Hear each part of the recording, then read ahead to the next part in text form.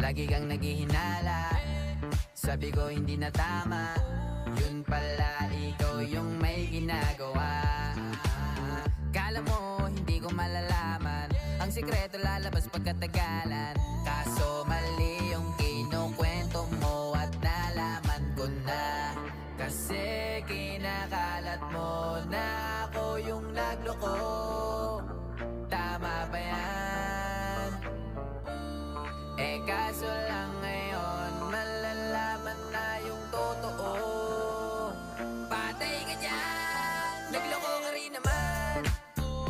Di ka lang nahuli, pero bakit sa'kin mo lahat isinisisi?